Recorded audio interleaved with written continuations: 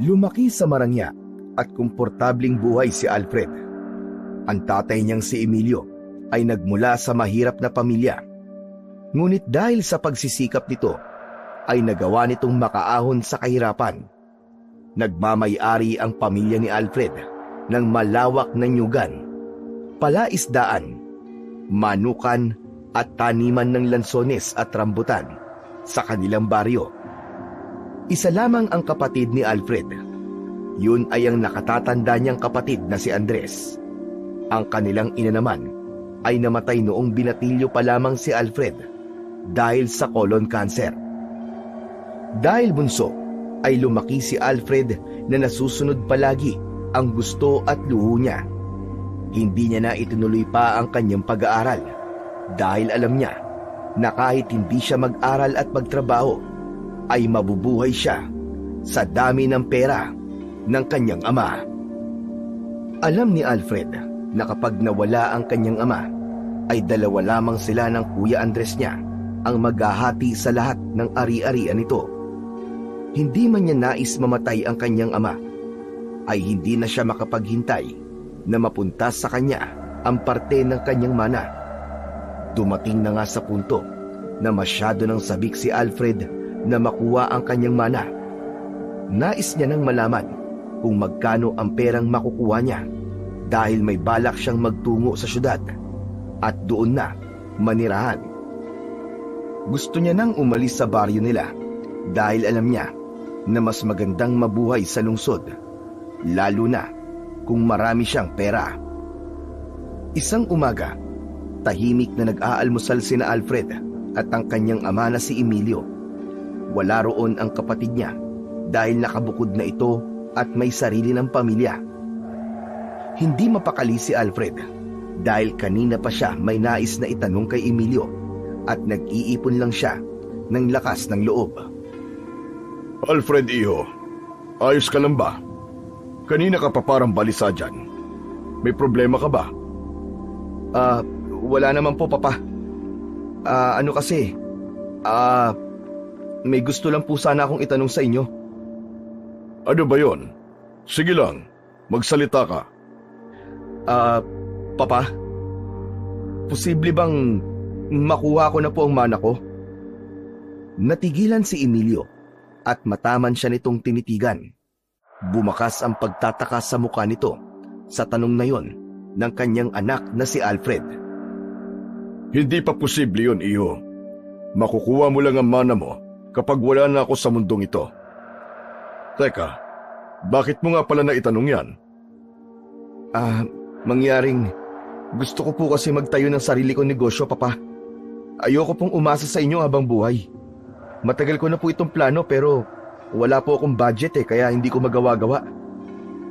Hindi ba pinapamahala ko na sa iyo ang manukan? Bakit hindi na lang yun ang hawakan mo?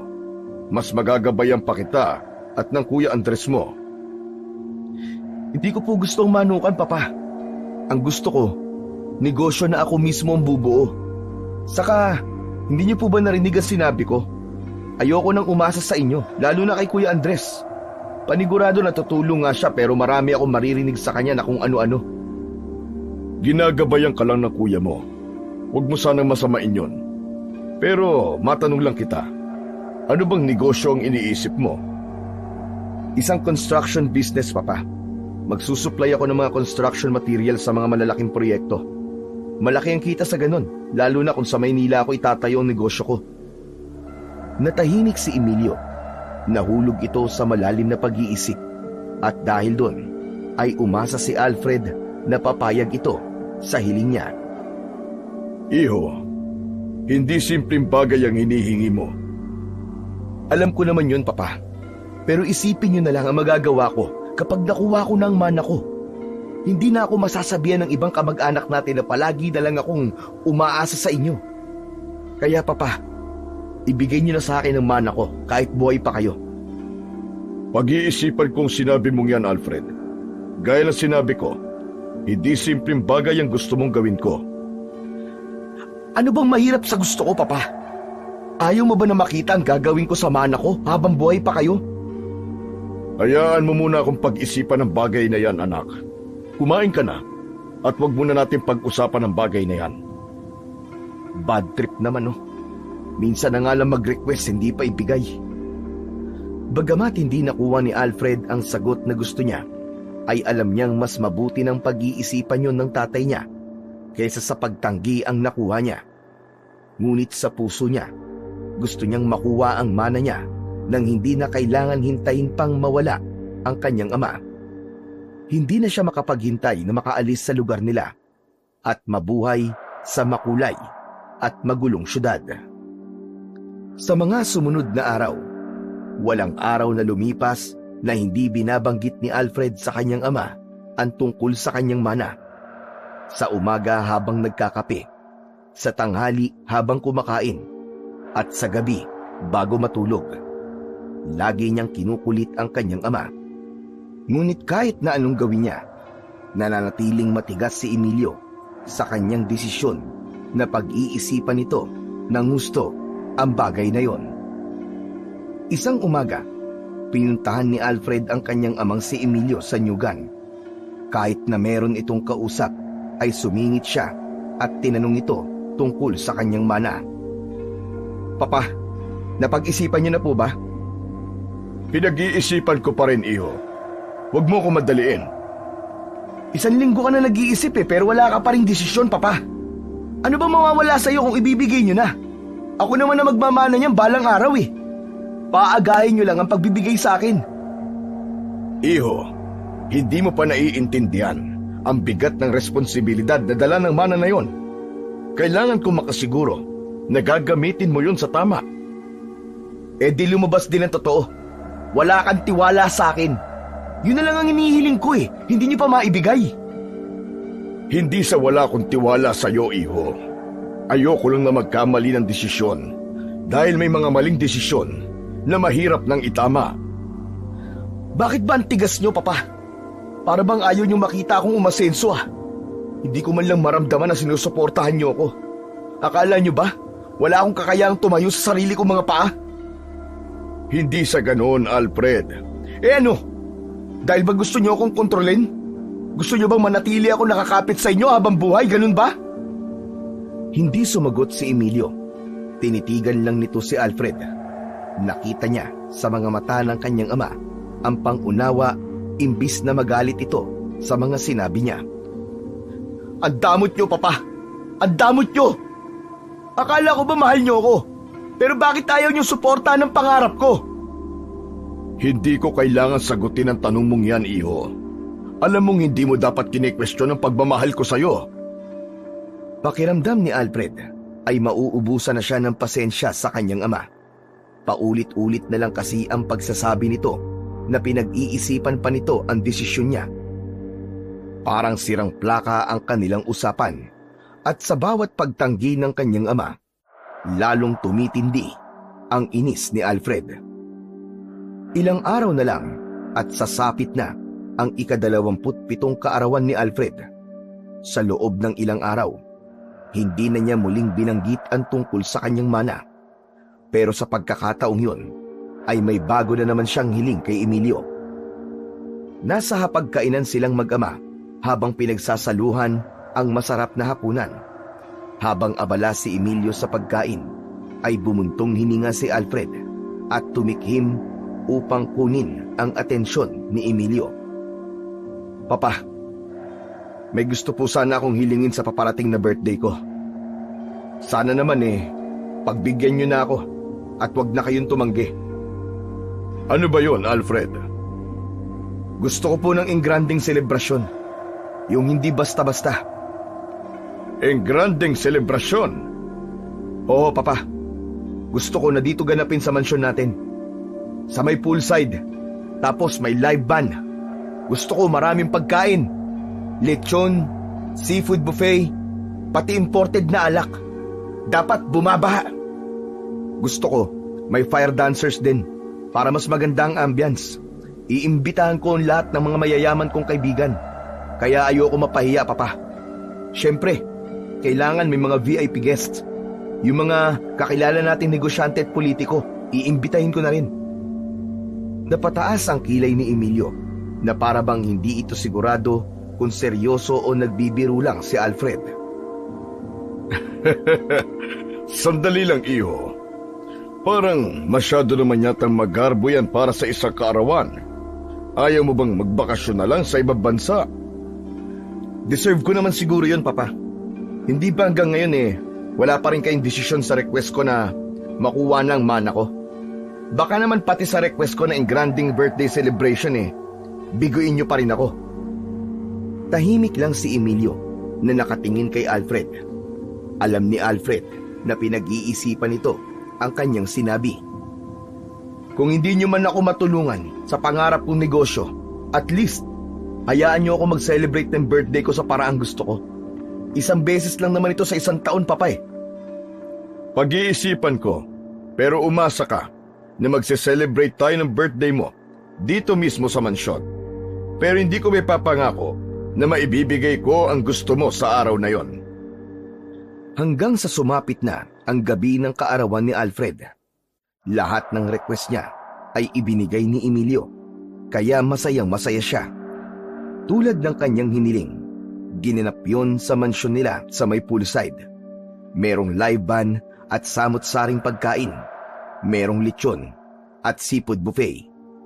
Dumating ang kanyang mga dating kaklase, ibang kilalang negosyante at maging mga politiko na inimbitahan niya. Halos buong gabi siyang nagpakasaya, uminom ng mamahaling alak at nakipagkwentuhan sa kanyang mga bisita. Ngunit sa kabila ng lahat ng kasiyahan, isang bagay ang inaasahan niyang matatanggap mula sa kanyang ama, isang mamahaling regalo. Habang papalapit na ang pagtatapos ng party, napansin ni Alfred na halos lahat ng bisita niya ay nakapagbigay na ng kanilang mga regalo. Ang iba ay nagbigay ng designer watches, mamahaling accessories at maging cash gifts. Ngunit ang kanyang ama, ni isang regalo ay wala siyang natanggap. Kaya naman mas lalong tumindi ang tampo ni Alfred sa kanyang amang si Emilio. Nang mag-alisan na ang huling grupo ng mga kaibigan ni Alfred, ay lumapit si Emilio sa kanya. Nakapamulsa ito at may seryosong ekspresyon sa muka. Ano, iho? Masaya ka ba sa naging birthday celebration mo? Oo naman, Papa. Pero wala ka pa palang regalo sa akin. Kanina ko pa hinihintay. May regalo ko sa iyo, anak, at ibibigay ko na sa iyo ngayon. Isang bagay na gustong-gusto mo. Agad na nagliwanag ang muka ni Alfred. Talaga, Papa? Ano pong regalo niyo sa akin? Sandali. Huwag mong sabihin yung gusto kong kotse ang regalo mo. Yung Lamborghini. Napailing si Emilio at hindi nito napigilang matawa ng bahagya. Hindi, anak. Hindi kotse ang regalo ko sa iyo. Ha? Yun lang naman po ang gusto ko ngayon. Iho, pumapayag na akong ibigay sa iyo ng maaga ang mana mo. Napag-isipan ko na yon at nakapagdesisyon na ako na pagbigyan ka sa gusto mo, Alfred. Natigilan si Alfred. Saglit niyang inisip kung tama ba ang narinig niya mula sa kanyang ama. Sandali. Totoo ba yan, Papa? Oo, iho. Pero sana ay gamitin mo yon sa maayos. Huwag mong sayangin, anak. Pinaghirapan ko ang mana mo na yon para sa iyo at sa kapatid mo. Labis ang tuwa ni Alfred at hindi niya na napigilang mapangiti ng malaki. Sa wakas, makukuha na rin niya ang mana niya nang hindi na niya kailangan maghintay na mawala ang kanyang ama. Maraming salamat, Papa.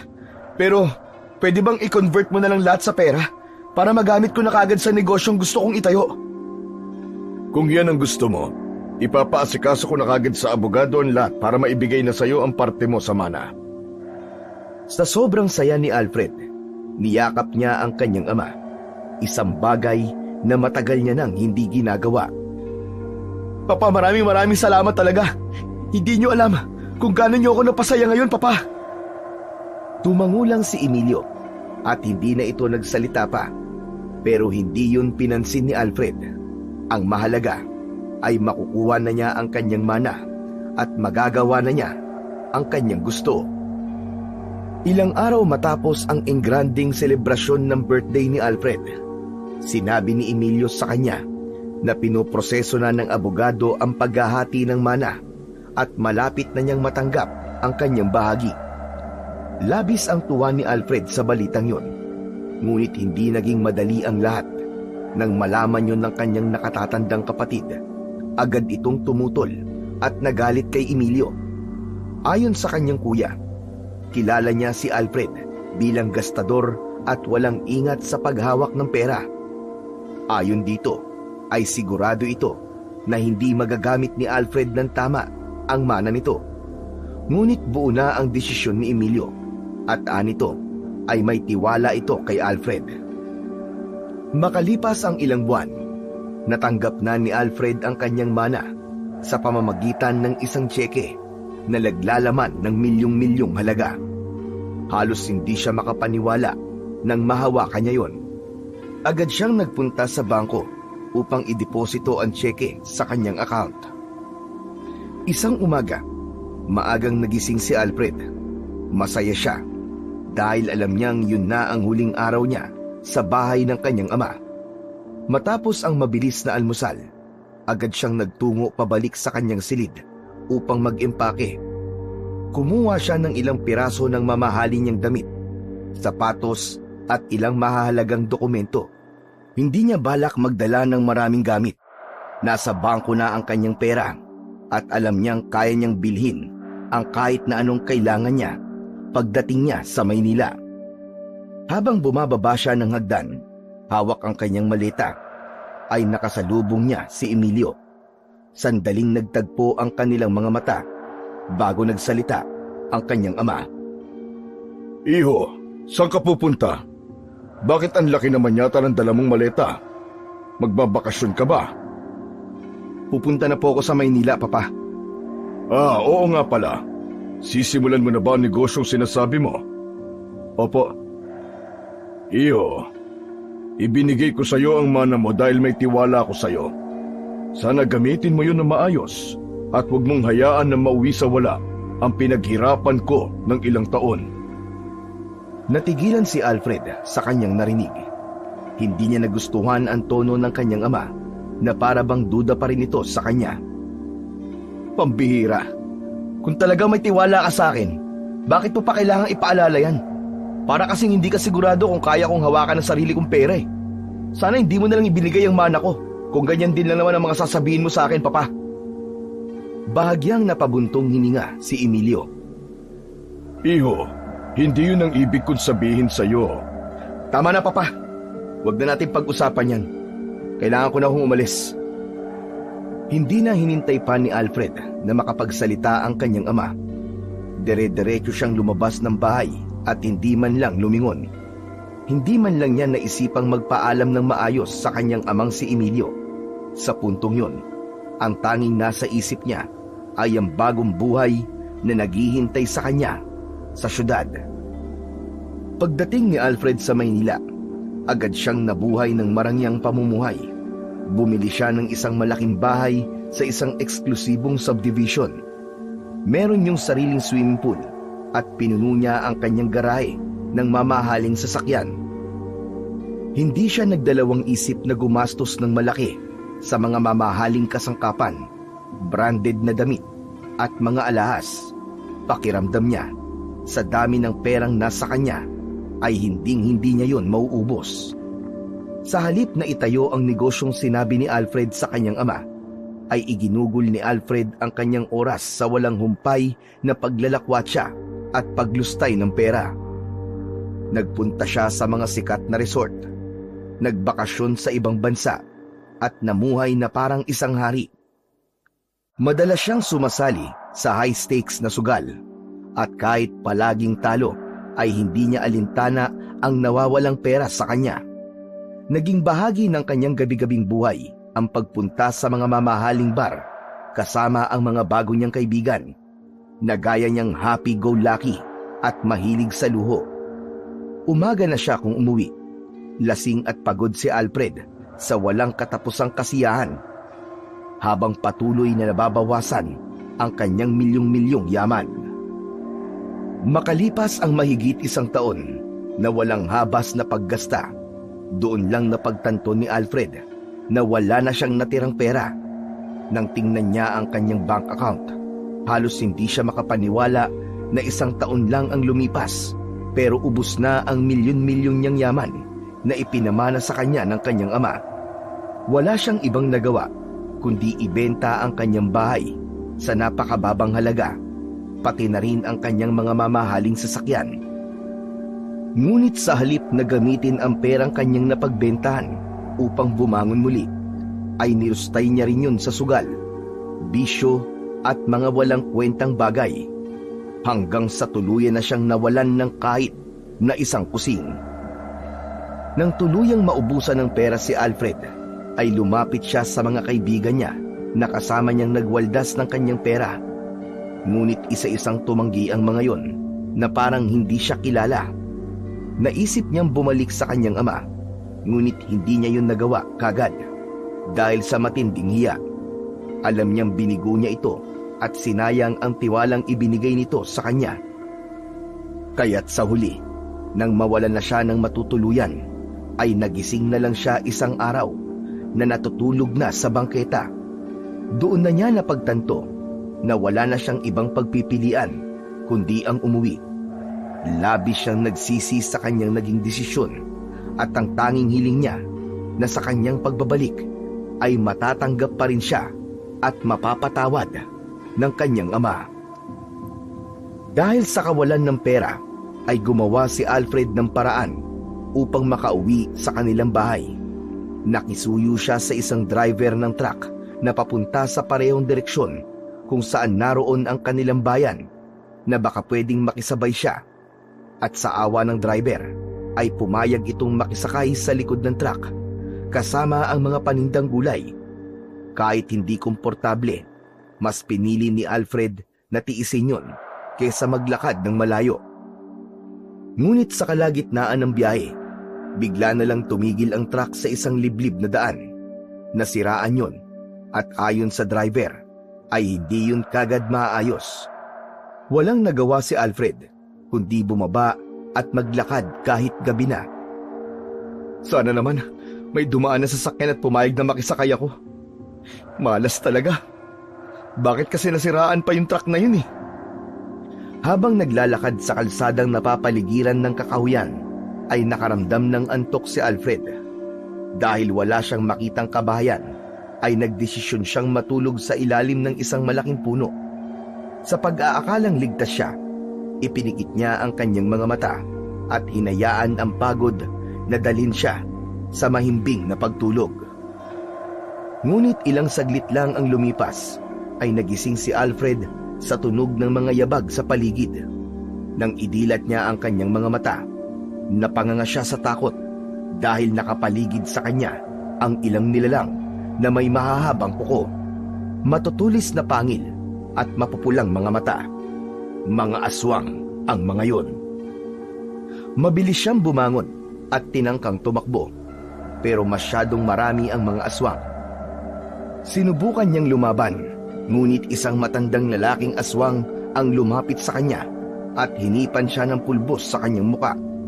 Nalanghap niya ang pulbos at sa isang iglap lang ay biglang lumabo ang kanyang paningin. At bago pa niya maunawaan ang nangyayari, ay bumagsak na ang kanyang katawan sa lupa. Ang huling bagay na naaalala niya bago siya tuluyang mawalan ng malay ay ang malademonyong halakhak ng matandang aswang na unti-unting lumapit sa kanya. Umaga na nang muling nagkamalay si Alfred, at ang unang naramdaman niya ay ang matinding kirot sa kanyang ulo. Napapikit siya saglit at hinayaan niyang mawala ang pananakit ng kanyang ulo, at saka siya tuluyang dumilat. Tumingin siya sa paligid at doon niya napagtanto na nasa loob siya ng isang kulungan na yari sa makapal at matitibay na kawayan. Nakatayo ang kulungan sa malawak na lupa, at may iba pa roong kulungan na may mga tao ring nakakulong. May mga tao siyang kasama sa kulungan, mga matatanda, lalaki, babae, at kahit mga bata. Lahat ay may takot at pagod sa mga muka. Mabilis na bumangon si Alfred at lumapit sa gilid ng kulungan. Malakas niya yung niyugyug, ngunit hindi niya yun nagawang sirain. Muling sinubukan ni Alfred na sirain ang kulungan at sinipa pa niya yun, ngunit hindi natinag ang kulungan hanggang sa nagsimula na siyang sumigaw. Tulungan niyo ako! Tulungan niyo ako! Palabasin niyo ako rito! Ngunit walang sino man ang sumagot. Tahimik lang ang lahat ng tao na naroon na nakatingin sa kanya, na para bang tinakasan na ng pag-asa ang mga ito. Sa inis at takot, muli niyang sinubukang yugyugin ang kulungan, ngunit isang boses ng batang lalaki ang pumigil sa kanya. Huwag mo nang sayangin ang lakas mo, kuya. Mamaya, kakailanganin mo yan. Napatingin si Alfred sa nagsalita. Isang payat na batang lalaki na sa tingin niya ay 10 taong gulang ang nakita niyang nakaupo sa isang sulok. Madungis ito at mukhang matagal nang hindi nakakakain ng maayos. Lumapit si Alfred sa bata dahil yun lamang ang nagsalita sa dami ng mga taong kasama niya sa kulungan. Anong lugar ba to, Toy? Nasaan ako? Nasa lugar ka kung saan mga aswang ang namumuno at tayo mga tao ang mga alipin nila.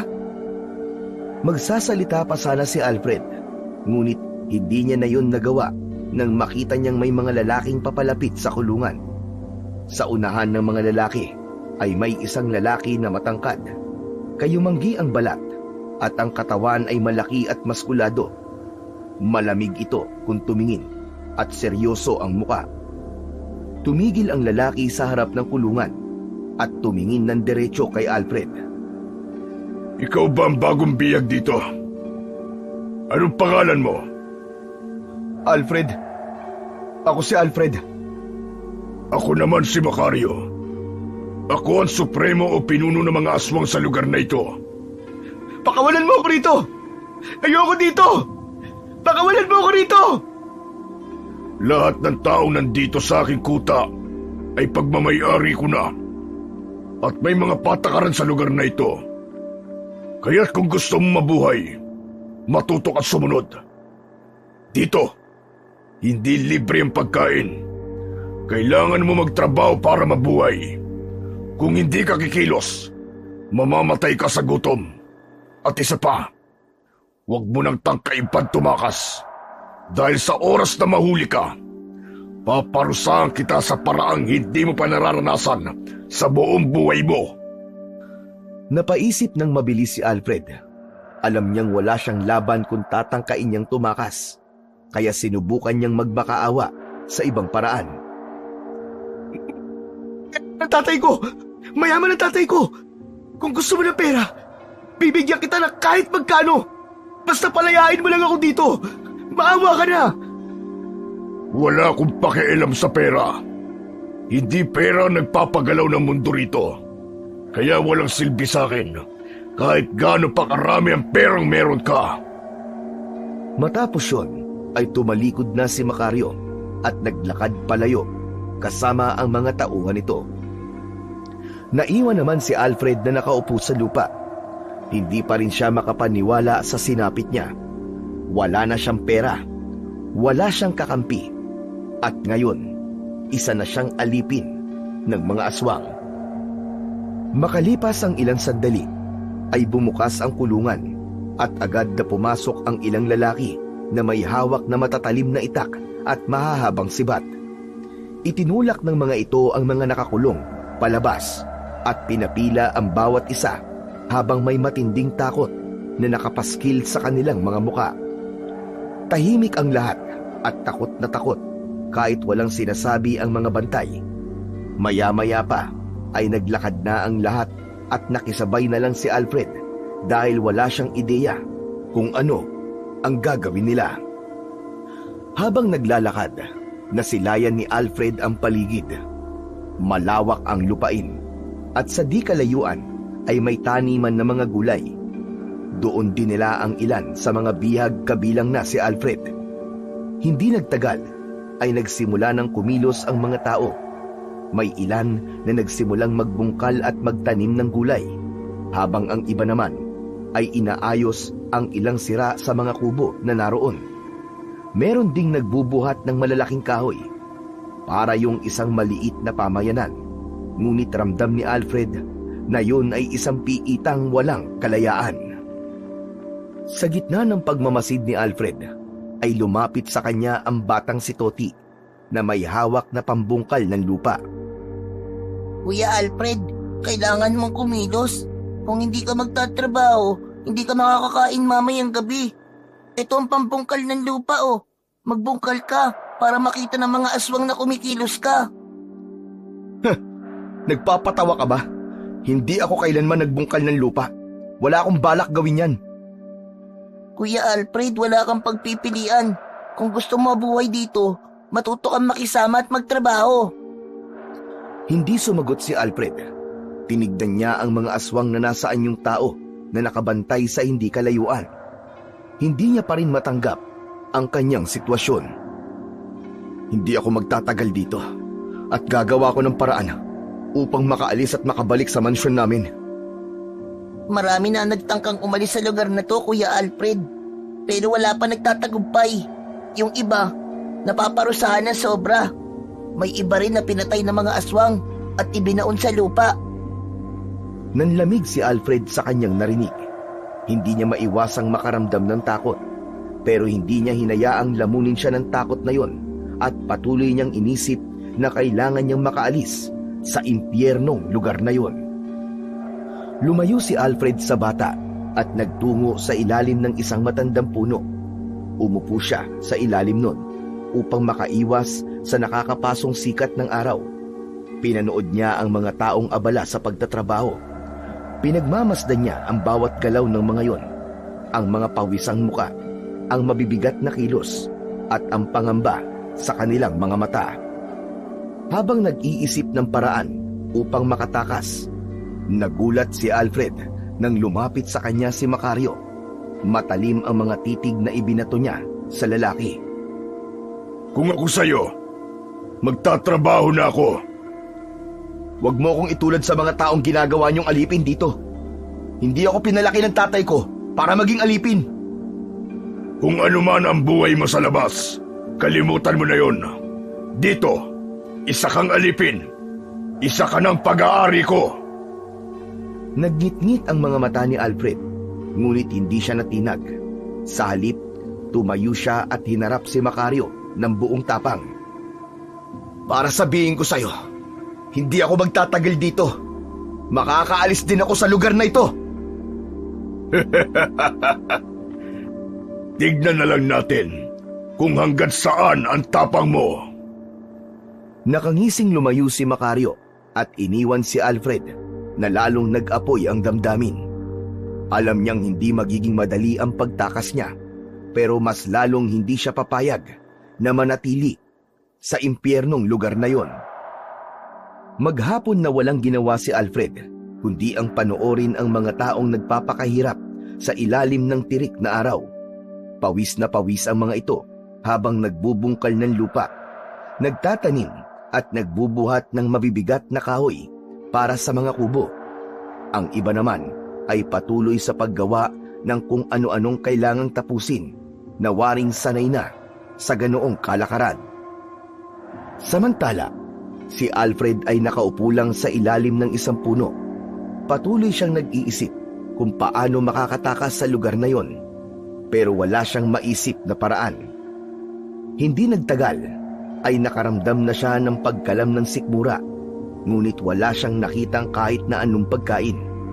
Ang tanging bagay na napansin niyang pwede niyang ilaman sa kanyang tiyan ay ang tubig mula sa isang bukal kung saan umiinom ang ibang tao. Wala siyang nagawa kundi magtungo roon upang uminom ng tubig at pansamantalang maibsan ang kanyang gutom na nararamdaman. Nang magsimulang lumubog ang araw, ay tumigil na sa trabaho ang mga tao. Isa-isang pumila ang mga yon sa isang lugar kung saan may namimigay ng pagkain.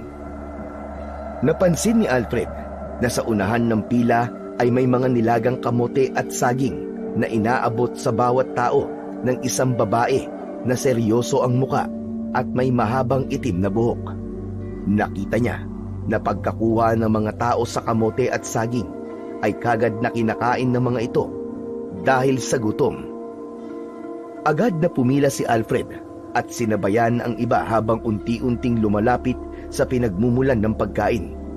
Sa bawat takbang, mas lalo niyang naramdaman ang panghihina ng kanyang katawan dahil maghapon na puro tubig lang ang inilalaman niya sa kanyang sikmura. Hanggang si Alfred na nga ang nasa unahan ng pila. Iniabot niya ang kamay upang kunin ang dapat sana ay para sa kanya. Ngunit ang babaeng namimigay ng pagkain ay tumigil at tumingin lang sa kanya ng walang emosyon. Hindi ito nagsalita, hindi gumalaw, at hindi siya inabutan ng pagkain. Ano tinutunga-tunga nga mo dyan? Akin ang pagkain ko, gutom na ako. Hindi pa rin nagsalita ang babae hanggang sa lumapit na si Macario habang may nakakalokong ngisi sa muka. Wala kang matatanggap na pagkain ngayong gabi. Tiisin mo ang gutom. Ano? Pero gutom na ako. Bakit sila lang ang binibigyan nyo? Hindi ka nagtrabaho maghapon, hindi ba? Sinabi ko na sa'yo na magtrabaho ka, pero pinili mo pa rin na manatili sa ilalim ng puno upang magpahinga. Nakikita namin ang bawat kilos nyo rito, kahit marami kayo. Wala kayong karapatan na gutumin ako. Bigyan nyo ako ng pagkain ngayon din. Kung ayaw mong maparusahan, bumalik ka na sa kulungan mo. Dahil kahit maglupasay ka dyan, ay wala kang pagkain na matatanggap. Gigil na gigil si Alfred ng mga sandaling yun. Gusto niyang sumigaw at magwala, pero alam niyang walang saysay kung gagawin niya yon. Wala siyang laban sa mga bumihag sa kanya. Galit na galit siyang lumayo sa pila habang pinipigilan ang sarili na sumabog sa galit. Isang lalaking may dalang sibat ang sumunod kay Alfred upang siguraduhin na babalik siya sa kanyang kulungan. Wala siyang nagawa kundi maglakad pabalik sa loob ng kulungan. Umupo siya sa isang sulok at naramdaman niyang unti-unti siyang nilamon ng kanyang galit at gutom. Makalipas ang ilang minuto, isa-isa nang pumasok ang ibang tao sa kulungan. Lahat ay pagod at kulang na lang ay gumapang sa bigat ng maghapong trabaho. Ang bawat isa ay naghanap ng mahihigaan, kaya naging masikip na ang kulungan na mas lalong ikinairita ni Alfred. Hindi alam ni Alfred kung paano natitiis ng mga naroon na mahiga sa matigas na kahoy na siyang sahig ng kulungan. Si Alfred na nakaupo sa isang sulok ay hindi pa rin makapaniwala sa kanyang sitwasyon. Masama ang loob niya dahil sa galit, gutom at panghihina. Hindi pa rin niya matanggap na hindi siya nabigyan ng pagkain. Maya-maya pa, lumapit sa kanya ang batang si Toti na palagi siyang kinakausap. Sinabi ko naman kasi sa iyo magtrabaho ka. Ako nga pala si Toti.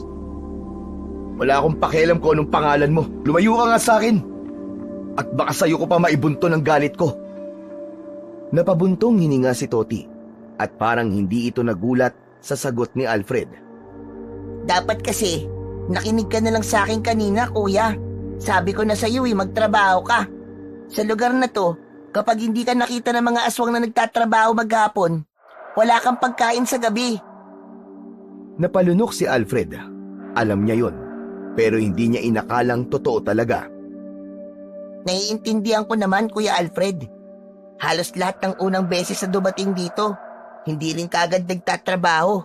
Gaya mo, akala nila, madali silang makakatakas sa lugar na ito.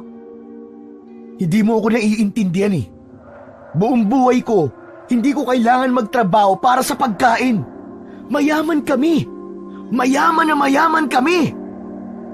Dito, kuya, walang mayaman, walang mahirap. Lahat tayo dito alipin. Lahat tayo ay nasa ilalim ng mga aswang, lalo na si Macario. Masasanay ka rin, Kuya Alfred. Lahat kami ay ganyan din kami nung una, kuya. Iniwanan na siya ni Toti at bumalik na sa kabilang sulok.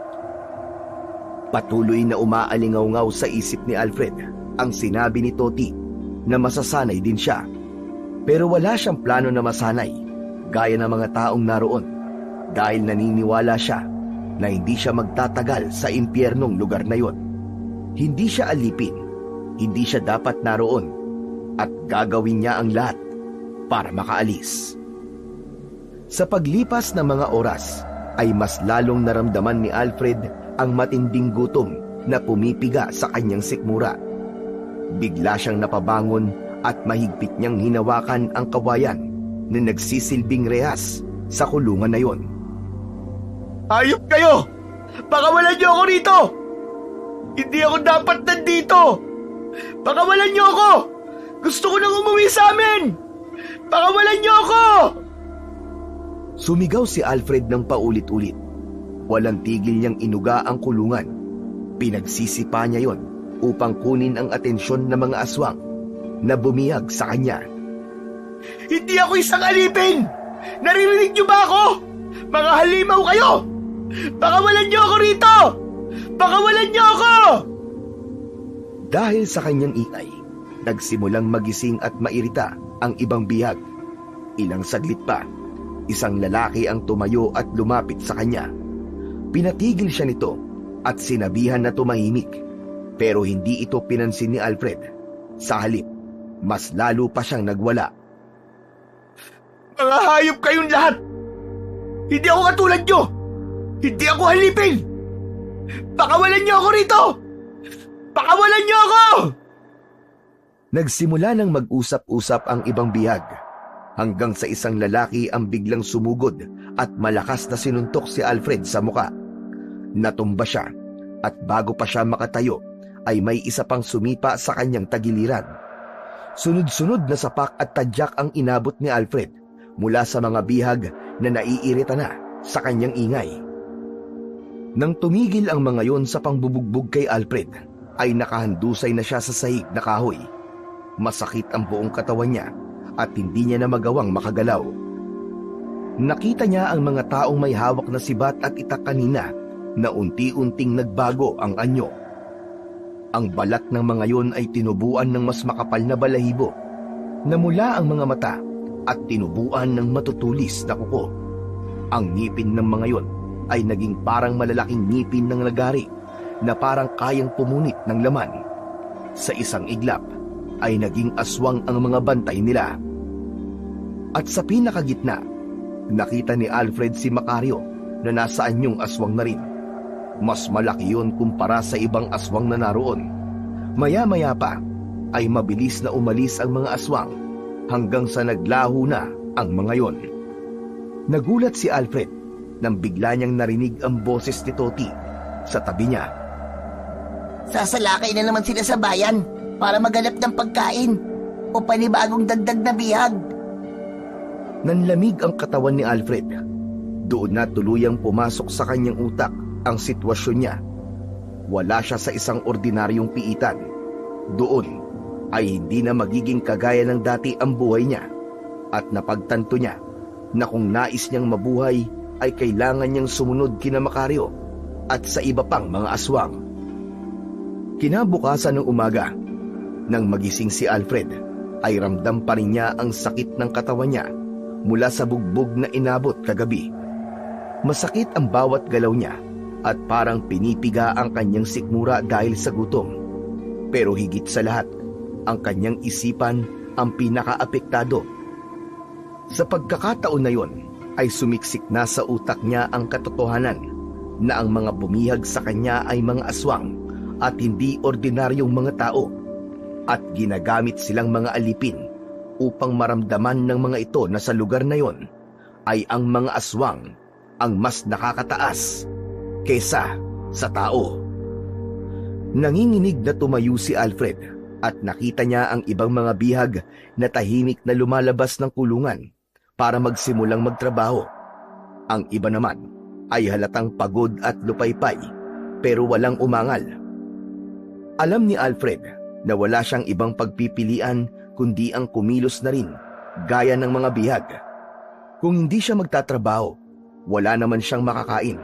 Hindi niya na kaya pang magutom ulit ng isa pang araw. Pinilit niyang lumabas ng kulungan kasabay ng ibang mga bihag. Sa unang pagkakataon, lumakad siyang walang pagmamataas, kayabangan at walang reklamo.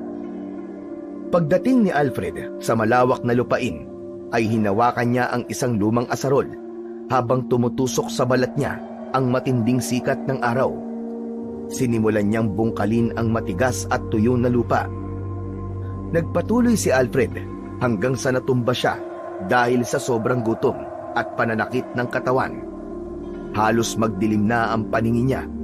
May lumapit sa kanya na isa sa mga tauhan ni Macario at agad nitong itinutok ang dulo ng hawak nitong sibat sa kanya. Galit nitong sinabi na tumayo siya at bawal siyang magpahinga. Hindi ako nagpapahinga.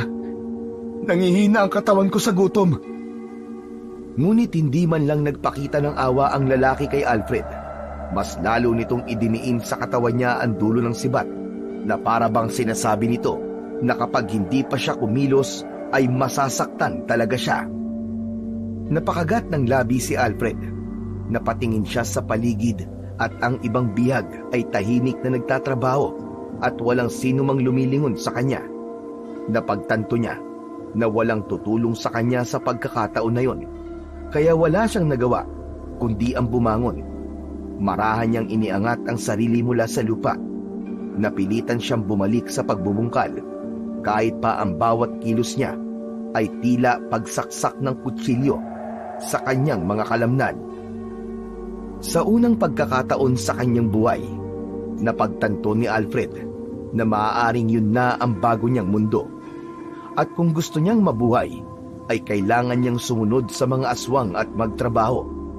Nang palubog na ang araw, ay huminto na sa pagtatrabaho ang mga bihag.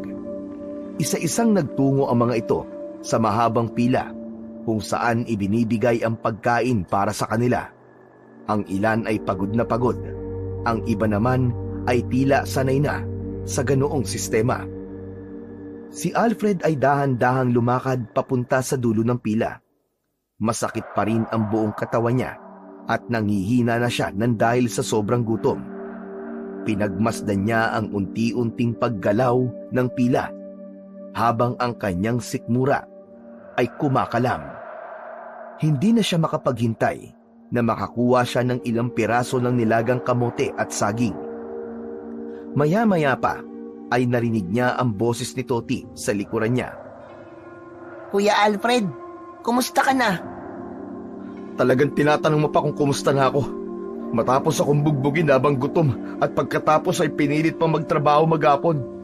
Malamang hindi ako okay. Naiintindihan ko naman kung bakit ka binugbog ng mga tao. Oras yun ng pahinga nila eh. Tapos ang ingay mo pa. Yun na nga lang kasi ang oras na makapagpapahinga ang lahat, kuya. Sandaling natigilan si Alfred at hindi na siya nakasagot kay Toti. Alam niyang may punto si Toti. Hindi nagtagal, si Alfred na ang nasa unahan ng pila. Mabilis niyang kinuha at inabot ang nilagang kamote at saging na saba. Pagkaalis niya sa pila, ay walang pag-aalinlangan na kinain niya ang mga yon. Lunok lang siya ng lunok at halos hindi niya na nagawang ngumuya dahil sa labis na gutom. Pero nang matitigan ni Alfred ang hawak niyang pagkain, ay dun siya natigilan. Gutom na gutom niyang kinain ang simpleng pagkain na parang hayop na matagal nang hindi pinapakain. Bigla niyang naalala ang marangyang hapunan na normal na sa kanilang mansyon. Tapos ng sandaling yun, ay nilagang kamote at saging na sabalang ang kinakain niya na kailangan pa niyang paghirapan ng buong maghapon. Napakagat ng labi si Alfred at pilit niyang pinigilan ang pangingilid ng luha sa kanyang mga mata. Pero huli na dahil unti-unting bumagsak ang mga luha sa kanyang pisngi. Kasalanan ko. Kasalanan ko to kung bakit ako nagkaganito. Ako may kasalanan. Nanginginig niyang tinuloy ang pagkain habang ang bigat ng katotohanan ay tuluyan ng bumalot sa kanya. Napagtanto niya na yun na ang kanyang karma. Kung ginamit niya lang sana sa tama ang perang namana niya ay baka wala siya sa lugar na yon. Habang nginunguya ni Alfred ang muling piraso ng saging, ay sinabi niya sa kanyang sarili na kailangan niya ng sumunod sa mga aswang upang palagi siyang may mailalaman sa kanyang nagugutom at kumakalam na sikmura. Sa paglipas ng mga araw, unti-unting naunawaan ni Alfred na wala siyang ibang pagpipilian kundi ang sumunod sa mga utos ng mga aswang upang mabuhay. Kahit labag sa loob niya, kailangan niyang tanggapin ang realidad ng kanyang sitwasyon. Na sa lugar na yon, wala siyang halaga maliban kung magtatrabaho siya.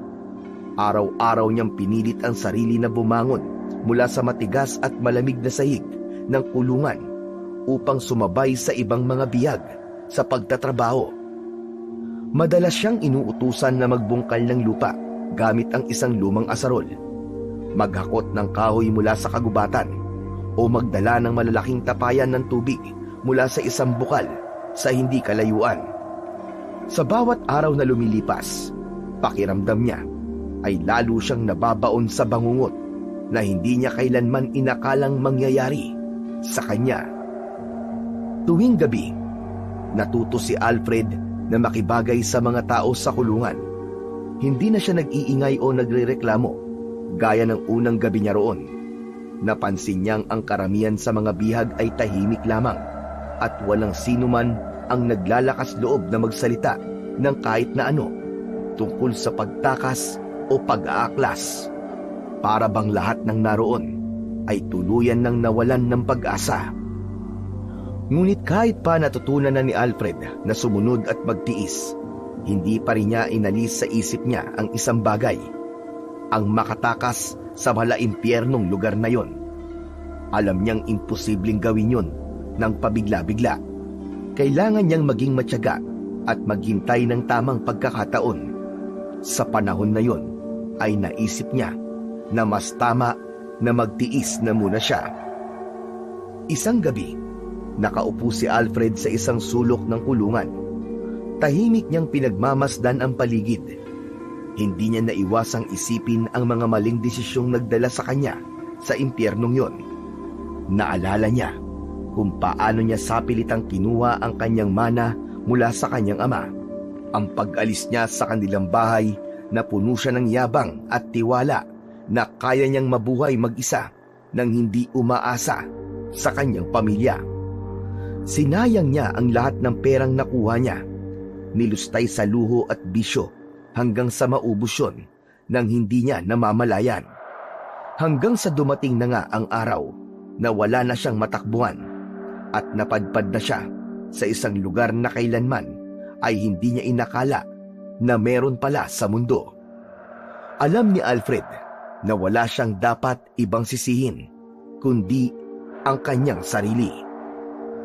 Lumingon siya nang maramdaman ang isang presensya sa tabi niya. Si Toti yun.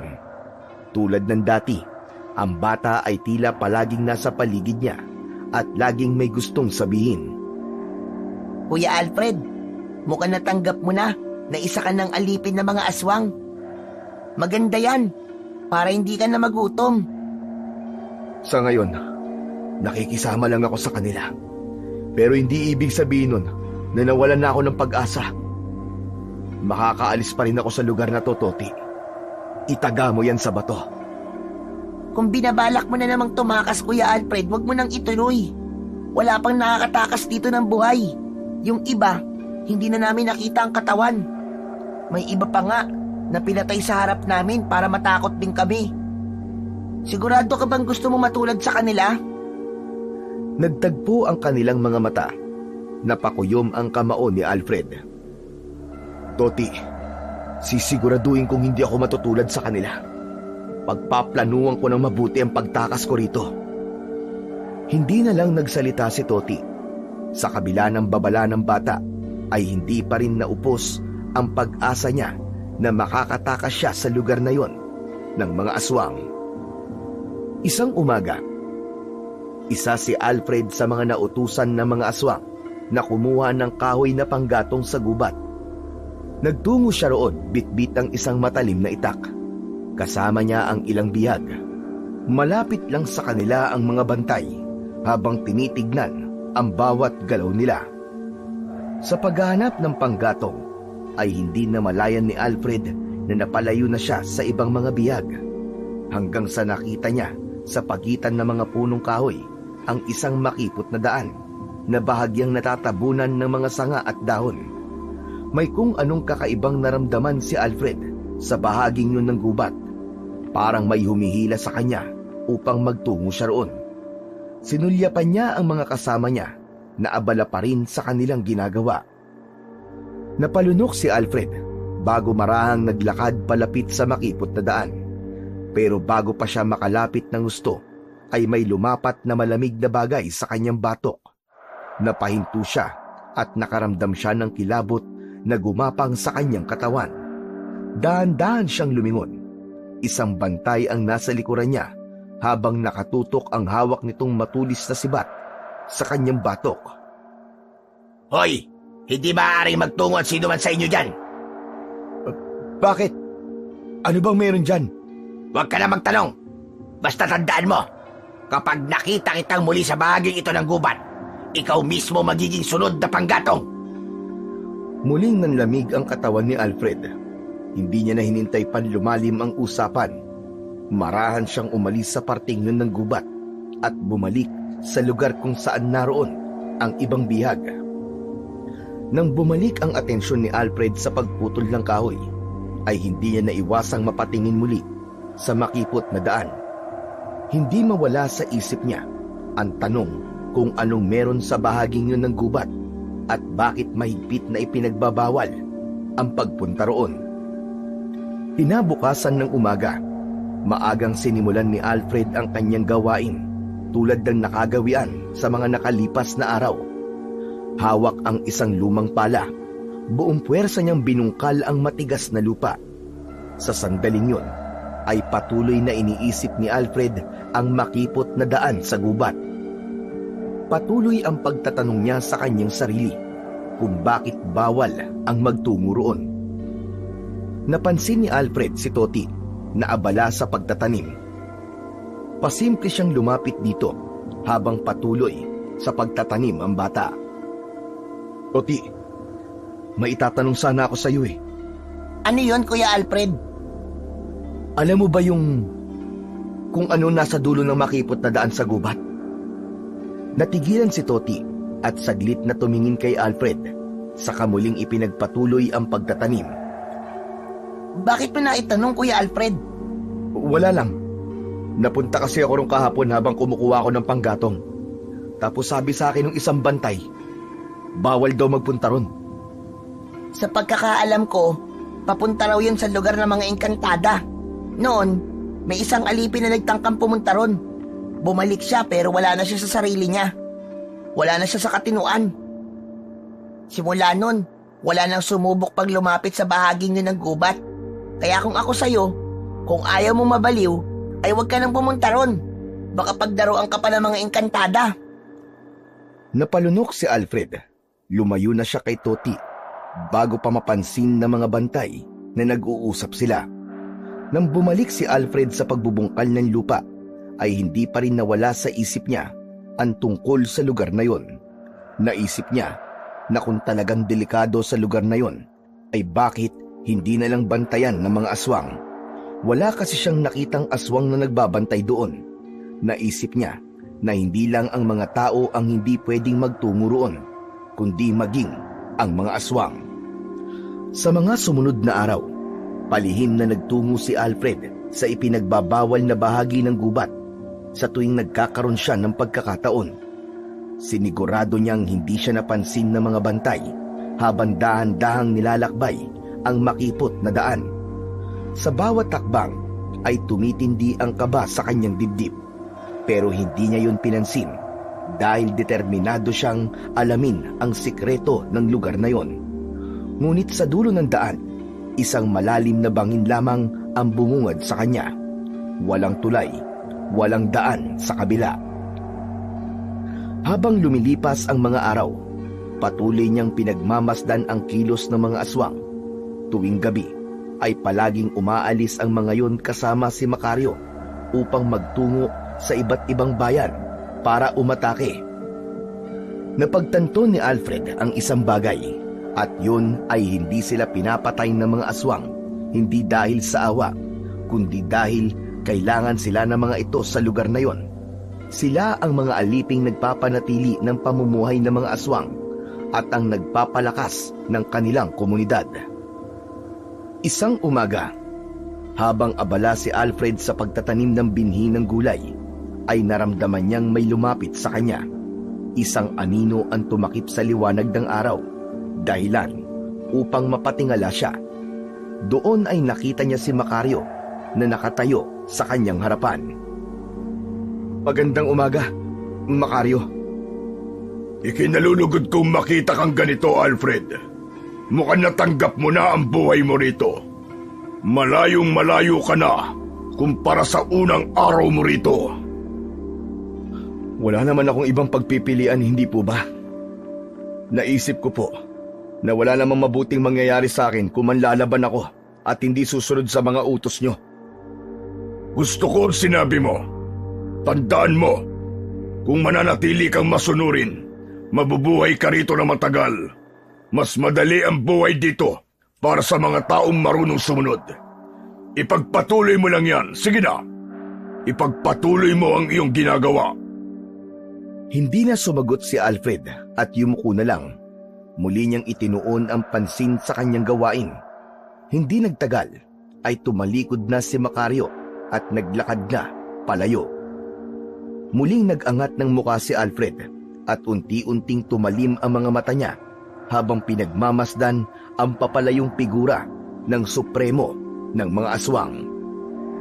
Pagsapit ng gabi, sa loob ng kulungan, isang kakaibang katahimikan ang bumalot sa mga bihag.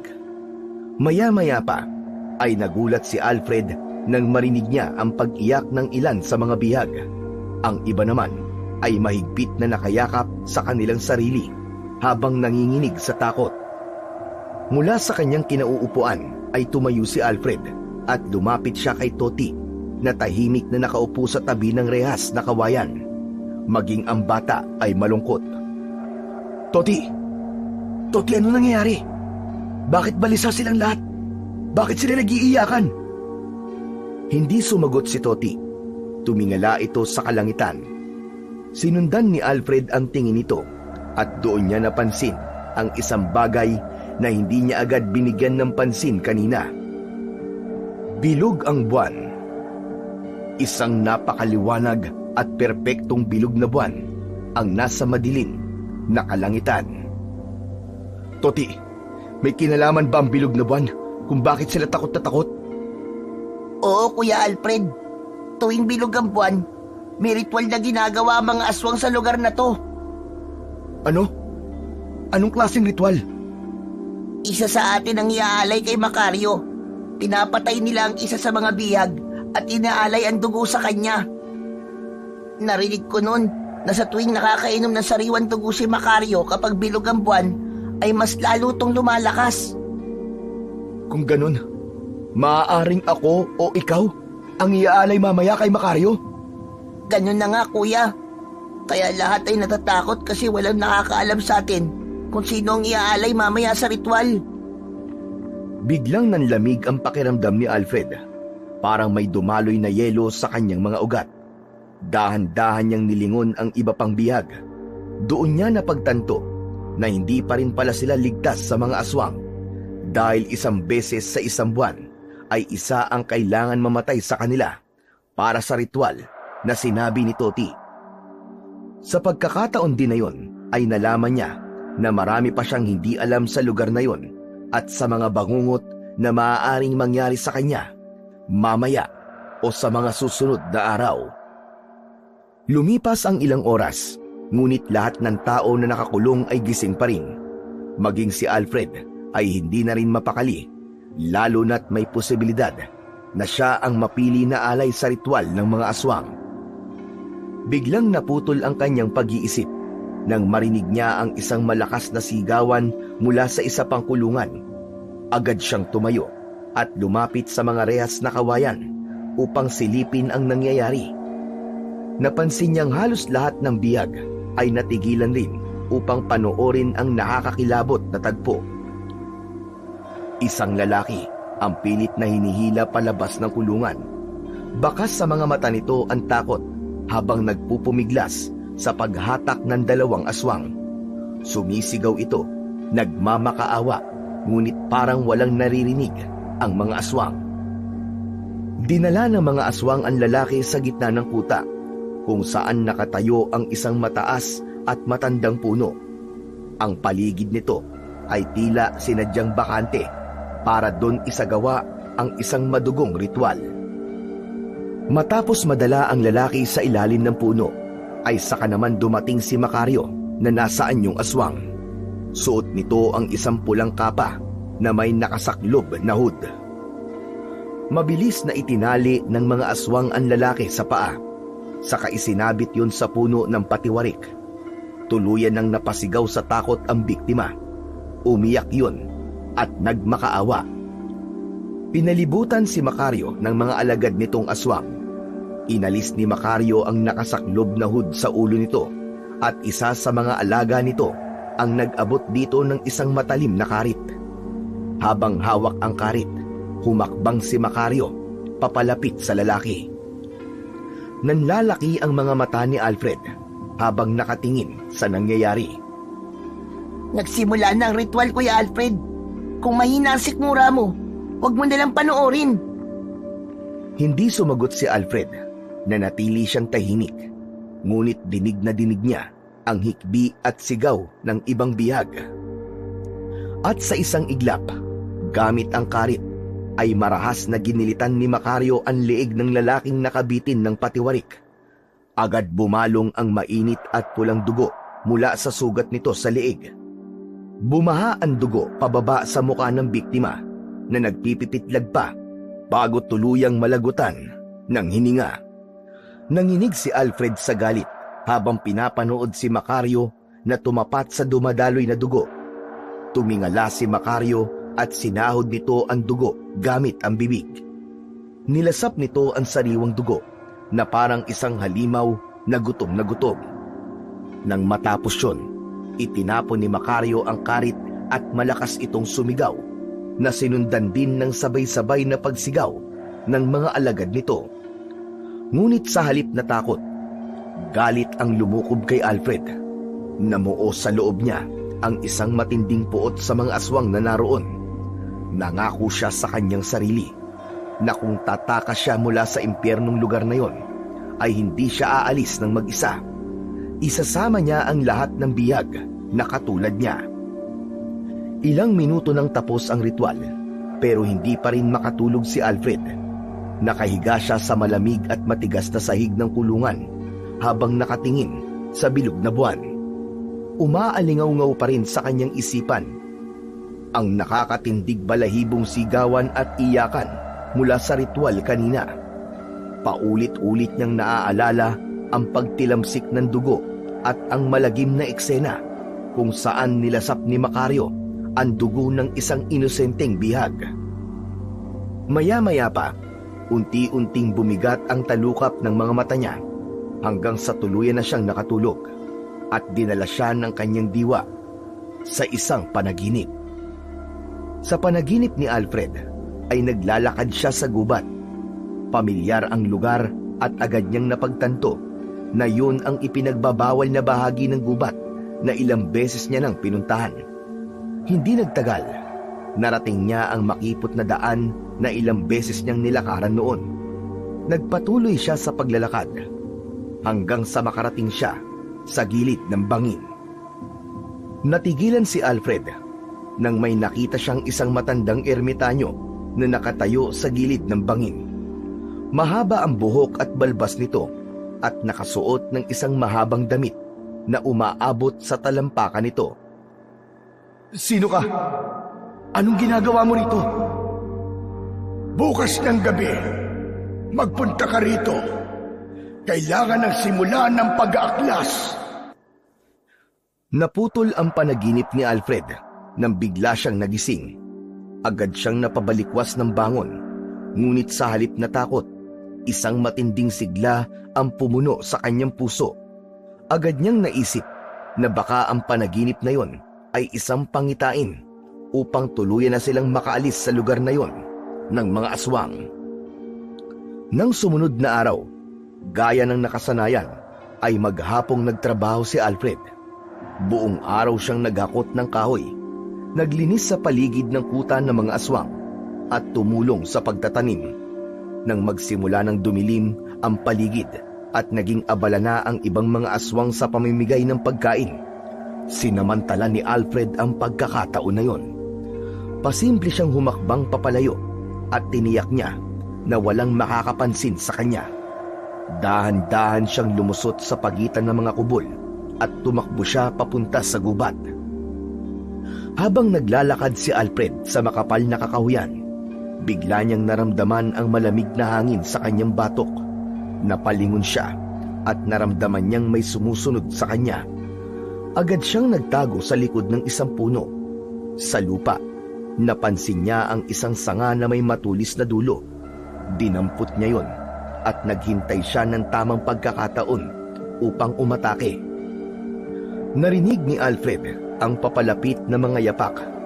Isang anino ang gumalaw sa kanyang harapan. Sa isang mabilis na kilos, lumabas siya mula sa likod ng puno at itinutok ang matulis na sanga sa taong sumusunod sa kanya. Nanlaki ang mga mata niya nang makita si Toti. Kuya Alfred, huwag mo akong sasaktan! Ako to, si Toti! Toti, anong ginagawa mo rito? Nakita kasi kitang umalis kanina habang namimigay ng pagkain. Saan ka ba pupunta? Kapag may aswang na nakakita sa'yo, sigurado mapaparusahan ka. At kapag minalas-malas ka, baka patayin ka nila. Toti, kailangan ko magpunta sa ipinagbabawal na lugar dito sa gubat. May kutob ako naroon ng sagot kung paano tayo makakalaya rito. Kuya, alam mo ba kung gaano kadelikado ang gagawin mo? Bukod sa baka mahuli ka ng mga aswang, baka paglaruan ka pa ng mga engkantada. Wala na makakapigil sa akin, Toti. Ito na lang ang natitira nating pag-asa. Kaya bumalik ka na rin sa kuta, bilisan mo. Sige na, pabayaan mo na ako sa gusto kong gawin. Hindi ako babalik doon nang hindi ka kasama, kuya. Ang kulit naman. O sige. Alam ko naman na hindi kita mapipilit. Ganito na lang. Magbantay ka na lang dito. Kapag may nakita kang aswang, sumigaw ka kagad, ha? Umango si Toti at nagtago sa likod ng puno habang si Alfred naman ay nagpatuloy sa kanyang paglalakad. Tinaak niya ang makipot na daan hanggang sa makarating siya sa bangin. Doon ay nakita niya ang matandang ermitanyo na nakita niya sa kanyang panaginip. Nakatalikod yon sa kanya. Maya-maya pa ay marahang yung humarap sa kanya. Ikaw, hindi ako maaaring magkamali. Ikaw ang ermitanyong nakita ko sa panaginip ko. Masaya ako na nakuha mo ang mensaheng ibinigay ko sa iyo sa pamamagitan ng panaginip, Alfred. Sino ka ba? Bakit mo alam ang pangalan ko at bakit mo ako pinapunta rito? Naglakad ang ermitanyo papalapit kay Alfred at inilahad nito ang isa nitong palad. Doon ay may isang kakaibang kwintas na may kakaibang palawit. Ang palawit ay parang buto ng isang prutas o halaman, ngunit hindi matukoy kung ano ito. Itim ang kulay nun at maraming pahalang na guhit. Oblong ang hugis nun, ngunit matulis ang magkabila ang dulo. Inilahad ni Alfred ang kamay niya at inilagay naman ng ermitanyo doon ang kwintas. Ano ho ito, Tatang? Yan ang mutya ng salsagan kalog. Mas makapangyarihan yan dahil binasbasan yan ng mga engkantada na narito sa gubat. Nais kong ipagkatiwala yan sa'yo. Teka, bakit mo to binibigay sa akin? Anong kayang gawin ito? Kapag isinuot mo yan, mapapalakas niya ang iyong katawan, lalakas ang iyong pandinig, at mas bibilis ang iyong pagkilos. Ngunit higit sa lahat, mabibigyan kanya ng tapang na pangunahan ang pag-aaklas laban sa mga aswang. Napatitig si Alfred sa mutya. Desperado na siyang makatakas at mailigtas ang lahat ng bihag na naroon. Kaya kahit hindi siya sigurado kung totoo ang sinabi ng ermitanyo sa kanya, ay kumapit na lang siya sa sinabi nito tungkol sa mutya. Walang pagdadalawang isip na isinuot ngayon sa kanyang leeg. Agad na naramdaman ni Alfred ang kakaibang enerhiya na dumaloy sa buong katawan niya. Para siyang binuhusan ng apoy sa loob. Biglang lumiwanag ang kanyang paningin at tumalas din ang kanyang pandinig. Nakita ng mga engkantada na ikaw ang karapat-dapat na magmay-ari ng mutya ng Salsagang Kalog, Alfred. Sana magtagumpay ka na mapalaya ang mga bihag ng mga aswang. Salamat, Tatang. Iparating niyo rin po sa mga engkantada ang pasasalamat ko. Pero kailangan ko na pong umalis. Baka makahalata na ang mga aswang na wala ako sa kuta nila. Walang problema, Alfred. Sige na, humayo ka na. Tumalikod na si Alfred sa ermitanyo. Ngunit bago pa siya makalayo, ay naisip niyang itanong sa ermitanyo kung paano niya mapapagana ang mutya ng Salsagang Kalog. Ngunit sa kanyang paglingon ay wala na roon ang ermitanyo. Imposibleng mawala yun ng ganong kabilis, kaya napagtanto niyang mahiwaga ang ermitanyo na kanyang nakausap. Mabilis na bumalik si Alfred sa pinagtaguan ni Toti. Nang makita siya ni Toti, agad itong tumayo at lumapit. Akala ko kung ano na nangyari sa'yo, kuya. Ang tagal mo. Tara na, Toti. Kailangan na natin bumalik sa kuta. Bilisan natin. Hinila ni Alfred sa braso si Toti at mabilis silang tumakbo pabalik sa kuta ng mga aswang. Habang tumatakbo, ay nagtanong pa rin si Toti. Ano ba nangyari doon, kuya? May nakita ka ba? Malapit na tayo makalaya, Toti. Makakabalik na tayo sa mga pamilya natin. Ano? Paano? Nakuha ko ang isang bagay na magiging susi natin para makalaban sa mga aswang. Ano? Anong bagay yung kuya? Saka na ako magpapaliwanag sa'yo. Bilisan na natin. Ano ba yan, kuya? Nakakabiting ka naman eh. Hindi na ito pinansin ni Alfred. Ang nasa isip niya ay ang makabalik na kagad sila sa kuta bago pa may makapansin sa kanilang pagkawala. Ilang saglit pa, natanaw na nila ang kuta ng mga aswang. Nakita nila, kaunti na lang ang pila ng mga bihag na naghihintay ng kanilang pagkain. May ilang aswang pa ring nagbabantay, ngunit karamihan ay abala sa pamamahagi ng pagkain.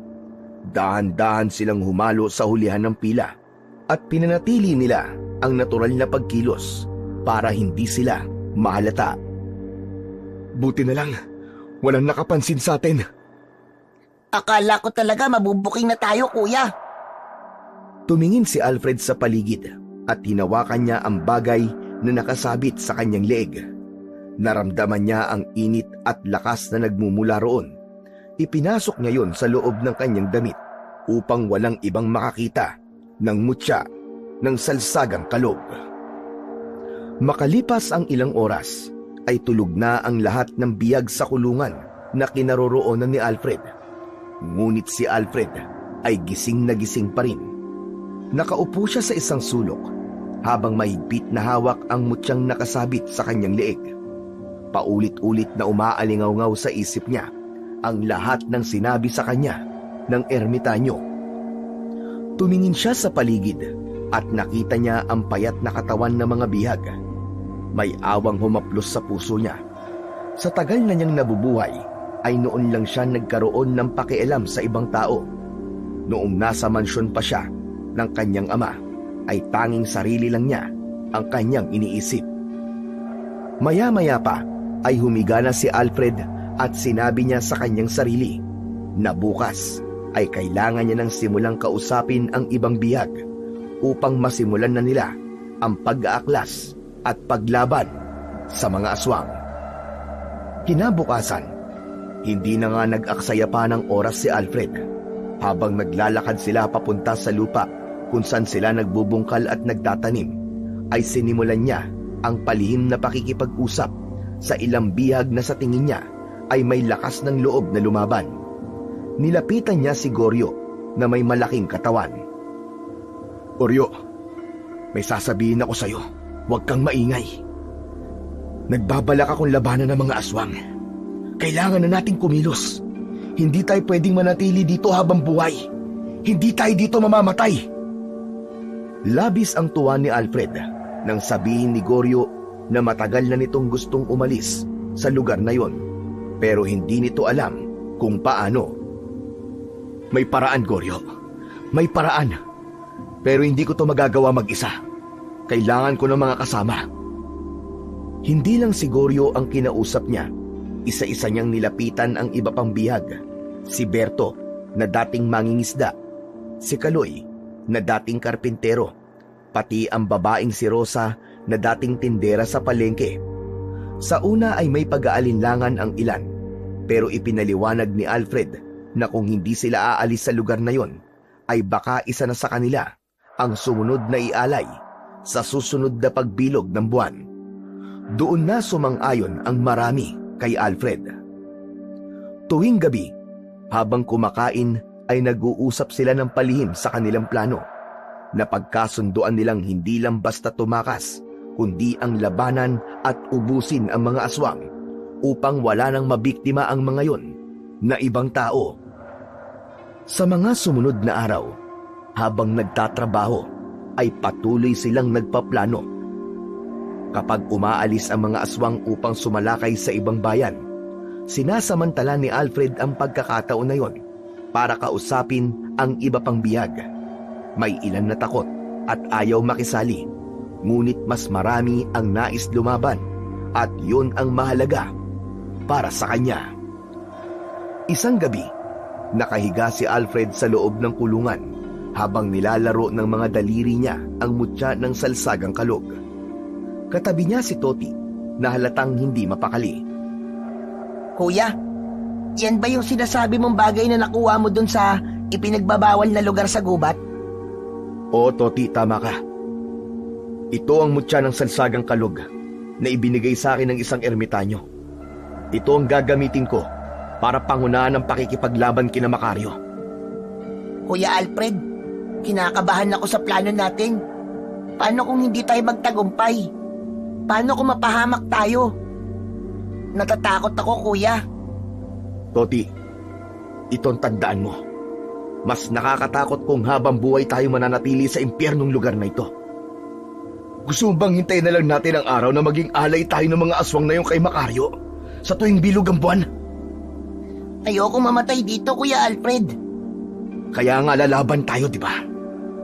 Alam mo, ang dami ko nang nagawang mali sa buhay ko. Ang dami kong desisyon na pinagsisihan ko. Pero ang pinakamalaking pagkakamali ko, hindi ako naging mabuting anak sa tatay ko. Hindi ko alam kung kaya ko pang bumawi sa kanya.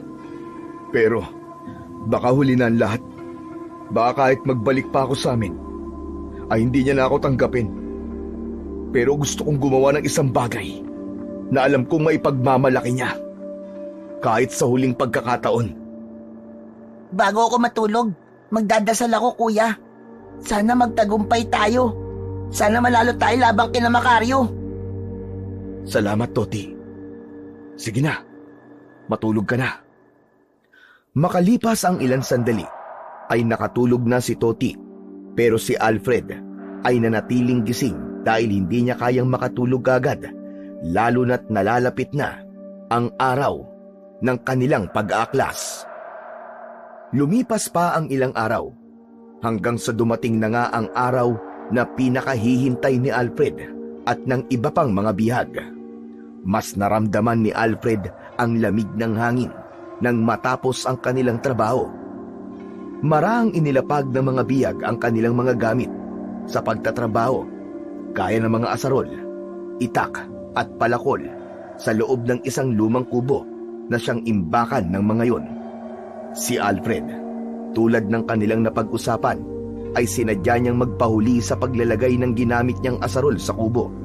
Alam niya na ang huling maglalagay ng gamit sa kubo ang nakatokang magkandado ng kubo.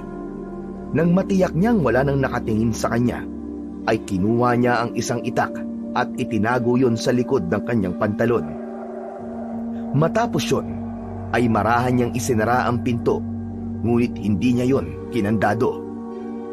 Habang naglalakad si Alfred papunta sa pila ng mga kumukuha ng pagkain, hinawakan niya ang mutya ng salsagang kalog. Gabayan mo ko sa laban na ito. Gabayan at protektahan mo kaming lahat. Ikaw na lang natitira naming pag-asa. Nagtungo na si Alfred sa pinakahulihan ng pila. Habang papalapit siya sa unahan, ay panay na ang dasal niya. At nang siya na ang nasa harapan ng aswang na namimigay ng pagkain, ay walang pag-aalinlangang hinugot ni Alfred ang itak mula sa likod ng kanyang pantalon. Mabilis niyang ginilitan ng leeg ang aswang na siyang naging hudyat ng kanilang pag-aaklas. Nagkagulo ang lahat. Agad na napansin ng ibang mga aswang ang nangyari. Ngunit bago pa makagalaw ang mga aswang, umalingaw-ngaw ang sigaw ni Alfred sa buong kuta. Ngayon na! Kunin niyo na ang inyong mga sandata! Sabay-sabay na tumakbo ang lahat ng mga bilanggo patungo sa kubo kung saan nakatago ang mga gamit sa pagtatrabaho. Sa loob lamang ng ilang segundo, nabuksan ang pinto nun at nagkanya-kanya ang lahat sa pagkuha ng itak, palakol at asarol. Nang makakuha na ang ilang mga tao ng kanilang sandata, ay doon na nagsimula ang digmaan ng mga bihag laban sa mga aswang. Sa gitna ng kaguluhan, malakas na sumigaw si Alfred upang bigyan ng direksyon ang mga kasama. Huwag kayong magkanya-kanya! Sama-sama tayo! Protektahan ang mahihina! Puntiryahin niyo ang puso at leeg ng mga aswang! Hindi nagpatalo ang mga aswang at umatake rin ang mga yon. Ngunit mas marami sa mga bihag ang determinadong lumaban. Isang matandang magsasaka ang gumamit ng kanyang asarol para atakihin ang isang aswang. Isang babae naman ang buong lakas na inundayan ng itak ang dibdib ng isa pang aswang. Ngunit lahat ay natigilan sa pagdating ni Macario na nasa anyong aswang. Tumayo si Macario sa gitna at matalim na tinignan ang mga bihag. Mga walang utang na loob! Pinakain ko kayo! Hinayaan ko kayo mabuhay sa aking mundo! Tapos ganito lang ang isusukli niyo sa akin! Anong utang na loob ang sinasabi mo, Macario? Ninakaw mo ang aming kalayaan! Ikinulong mo kami sa impyernong lugar na to at ginawa mo kaming alipin para sa pansarili mong interes! Kaya wala kaming utang na loob sa'yo, demonyo ka! Napansin ni Alfred ang pag-atras ng ilang bihag. Ramdam niya ang takot ng mga ito kay Macario. Mga kasama, huwag kayong matakot! Mananalo tayo sa laban na to kung magtutulungan at magkakaisa tayong lahat! Ikaw ang may pakananan lahat ng ito, Alfred! Ang dapat sa'yo ay mamatay! Hindi na sumagot pa si Alfred at sinugod na niya kagad si Macario upang ipakita sa mga kasama niya na walang dapat ikatakot ang mga ito kay Macario. Naramdaman niya ang kakaibang lakas na dumaloy sa kanyang buong katawan mula sa mutya ng salsagan kalog. Tinarget ni Alfred ang leeg ni Macario, ngunit mabilis nitong naiwasan ang pag-atake niya. Hindi sumuko si Alfred. Sa pangalawa niyang pagsugod ay iniligay niya ang buong puwersa sa kanyang braso at hinataw ang dibdib ni Macario. Tumama ang talim ng itak sa dibdib nito at nag-iwan ng malalim na sugat. Napaurong si Macario habang matalim ang tingin kay Alfred.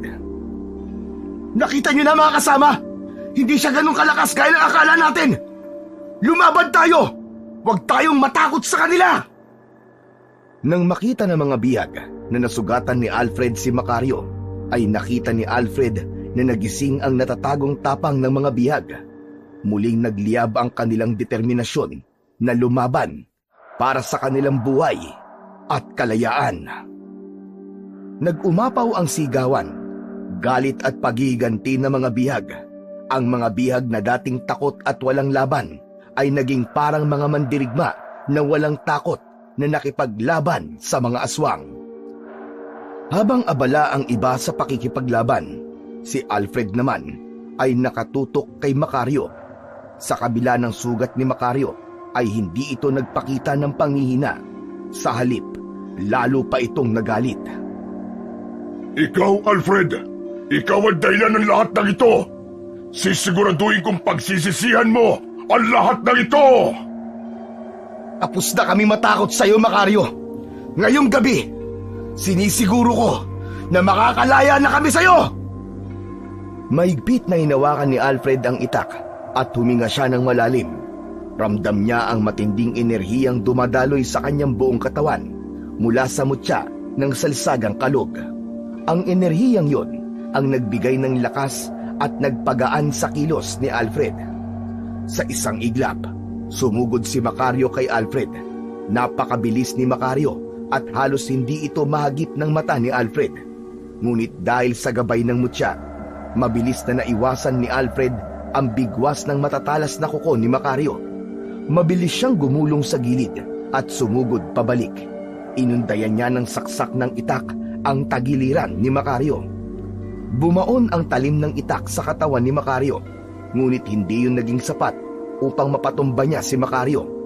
Sinubukan ng supremo ng mga aswang na sakmalin si Alfred, ngunit mabilis niyang naiwasan ang pag-atake nito. Mabilis na pinaikot ni Alfred ang itak sa kanyang kamay at muli siyang nagpakawala ng matinding pag-atake. Isang malalim na sugat ang iniwan niya sa balikat ni Macario na naging dahilan para mapasigaw ito sa labis na sakit. Sa galit ni Macario ay ubod lakas nitong sinuntok si Alfred at hindi yun nagawang iwasan ni Alfred. Tumama ang suntok na yun sa dibdib niya at tumalsik siya palayo at bumagsak siyang pasadsad sa lupa. Bahagyang kinapos sa paghinga si Alfred. Malakas na humalakhak si Macario na para bang nanalo na ito sa laban. Hinawakan ni Alfred ang mutya ng salsagang kalog at sa pagkakataon na yon ay mas lalo niyang naramdaman ang kapangyarihan ng mutya. Nag-alab muli ang kanyang katawan sa kakaibang determinasyon na kanyang nararamdaman. Mabilis siyang tumayo at ang nasa isip lang niya ng sandaling yon ay kailangan niya nang tapusin ang laban. Huminga ng malalim si Alfred at muling umatake. Sa pagkakataon na yon ay mas mabilis na gumalaw si Alfred. Nilagpasan niya ang mabibigat na atake ni Macario at sa wakas, nakita niya ang kanyang pagkakataon nang sandaling bumaba ang depensa ng supremo ng mga aswang. Sa isang mabilis na paggalaw, umiwas si Alfred sa atake ni Macario at sa kanya itinarak ng malalim ang itak sa tagiliran ni Macario. Pumalaw sa sakit si Macario, ngunit hindi pa tapos si Alfred. Muli niyang ibinaon ang talim ng itak sa balikat ni Macario. Nang bumagsak si Macario sa lupa, ay halos wala na itong lakas. Lumapit si Alfred sa harap ni Macario at tinignan ito ng matalim. At sa huling pagkakataon, itinaas ni Alfred ang kanyang itak. At isang napakalakas na taga ang pinakawalan niya na siyang pumutol sa ulo ni Macario. Bahagyang naluwa si Alfred nang sa wakas ay nagawa niyang wakasan ang buhay ng supremo na mga aswang na bumihag at nagpahirap sa kanilang lahat. Nang nakita ng mga kasama ni Alfred na nagawa niyang mapatay si Macario, ay mas lalong lumakas ang loob ng mga yon para makipaglaban. Isa-isa nilang pinaslang ang mga natitirang aswang hanggang sa wala nang natira sa mga yon. Napuno ang buong lugar ng sigawan ng tagumpay at iyak ng kasiyahan mula sa mga dating bihag. Naluluwang pinagmasdan ni Alfred ang mga kasama niya. Pagod man ang kanyang katawan, ay mas matimbang ang pakiramdam ng tagumpay. Mahigpit niyang hinawakan ang kanyang itak bago tumingin sa mutya ng salsagang kalog na nakasabit sa kanyang leeg. Alam niyang yun ang nagbigay sa kanya ng lakas upang labanan si Macario. Maya-maya pa ay masayang lumapit si Toti sa kanya. Kuya Alfred! Kuya Alfred! Maraming salamat. Kung hindi dahil sa'yo, hindi kami magkakaroon ng tapang na lumaban. Wala yun, Toti. Isa pa. Tayong lahat ang naging dahilan kung bakit malaya na tayo ngayon. Kung hindi tayo nagkaisa, ay malamang bihag pa rin tayo ng mga demonyong aswang na yan. Pero ikaw ang naging dahilan kung bakit kami lumaban, kuya. Ikaw ang nagbigay sa amin ng pag-asa. Salamat, Toti.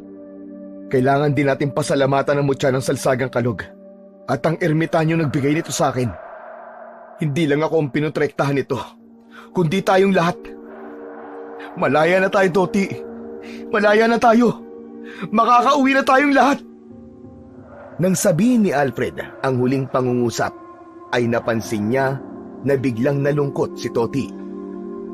Oh, bakit, Toti? Anong problema? Kasi kuya, wala naman na akong uuwian eh. Ha? Teka, anong ibig mo sabihin? Nung kinuha kami ni nanay ni Macario sa bahay namin, ay pinatay nila si tatay. Si nanay naman, inalay nila sa ritual bago pa kami dumating dito, kuya. Natahimik si Alfred. Ramdam niya ang bigat ng pinagdadaanan ng bata.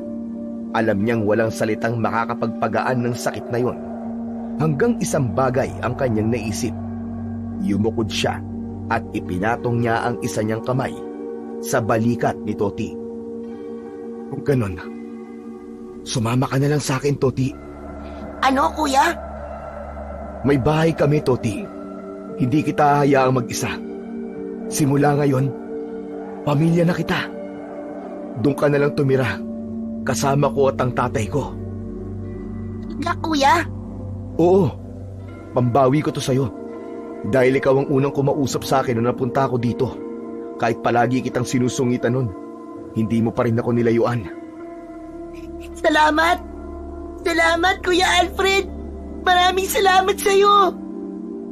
Tumulo ang luha ni Toti, hindi dahil sa lungkot, kundi dahil sa sobrang saya. Hindi na nito napigilan ang sarili at niyakap na nito ng mahigpit si Alfred. Hinaplos naman ni Alfred ang likod ng bata na para bang sinasabi niya na kailanman ay hindi na mag-iisa si Toti. Matapos ang lahat ay nagkanya-kanya na ng uwi ang lahat ng mga bihag. Ang ilan ay naglakad ng magkakasama, habang may iba namang tahimik na naglakad palayo. Dala ang sakit ng pagkawala ng mahal sa buhay sa lugar na yon. Si Alfred at Toti naman ay magkasamang naglakbay pa uwi. Nagawa nilang makiusap sa isang driver ng truck na ihatid sila sa pinakamalapit na barangay sa baryo ni na Alfred. At mula roon ay naglakad na sila papunta sa mansyon ng tatay ni Alfred. Nakilala naman si Alfred ng gwardiya na nasa gate, kaya pinapasok siya nito. Hindi napigilan ni Alfred ang maging emosyonal habang naglalakad siya palapit sa mansyon na matagal niya nang hindi nakita. Pagkapasok nila sa sala, ay agad niyang nakita ang kanyang amang si Emilio na nakaupo sa sofa habang nagbabasa ng dyaryo. Hindi makapaniwalang napatayo si Emilio habang nakatingin kay Alfred. Nanlalabo ang paningin ni Alfred dahil sa luha na tuluyang kumawala sa kanyang mga mata. Papa! Patawad po, Papa! Naubos ko po ang lahat ng perang minana ko sa inyo. Ginamit ko po ang pera sa pagwawalda sa mga walang kakwenta-kwentang bagay. Alam ko pong wala na po akong mukhang maiharap sa inyo. Pero gusto ko po sanang pumalik dito sa bahay. Kahit gawin niyo po akong isang alila, gagawin ko po. Basta't makabalik lang po ako dito. Pumikit si Alfred at inihanda ang sarili sa galit ng kanyang ama. Mabilis na lumapit si Emilio kay Alfred at niyakap siya ng mahigpit. Wala akong pakialam sa perang yun, anak. Walang araw na lumipas na hindi ko ipinagdasal na muli kang bumalik. Patawarin niyo ako, Papa. Patawarin niyo ako. Tama na. Tama na, anak, huwag ka nang umiyak. Ang mahalaga, natagpuan mo ang daan pabalik sa bahay natin. Masaya ko na inako mo ang iyong pagkakamali. Tutulungan kitang magsimula ulit, anak. Hindi na nakapagsalita si Alfred. Ang lahat ng kanyang takot, pagsisisi at pangungulila ay naglaho sa isang yakap. Maya-maya ay tinawag ni Emilio ang mga kasambahay at inutusan nito ang mga yon na katayin ang pinakamalaking baka at anito ay kailangan nilang maghanda ng masasarap na pagkain dahil bumalik na ang anak niyang si Alfred. Hindi makapaniwala si Alfred sa bilis ng pagtanggap ng kanyang ama, kaya napagtanto niya na walang magulang ang kayang tiisin ang anak. Pero madalas ay may mga anak na kayang tiisin ang magulang. Hindi man kagad natanggap ng kanyang kapatid ang pagbabalik niya. Kalaunan ay natutunan nitong muling buksan ang puso para sa kanya. Ang kapatid pa nga niyang matanda ang tumulong sa kanya upang pamahalaan ang kanilang manukan na siyang naging bagong simula para kay Alfred. Pumayag si Emilio na doon na rin manirahan si Toti sa kanilang bahay at itinuring nila itong tunay na bahagi ng pamilya. Pinili nina Alfred at Toti na ilihim ang tungkol sa kuta ng mga aswang sapagkat alam nilang mahihirapan ng iba na paniwalaan yon. Ngunit isang bagay pa rin ang patuloy na nagpapaalala kay Alfred sa lahat ng kanyang masalimuot na pinagdaanan. Ang mutya ng salsagang kalog. Para kay Alfred ay hindi lamang yun isang makapangyarihang mutya, kundi isang simbolo ng kanilang paglaban at paglaya mula sa kasamaan.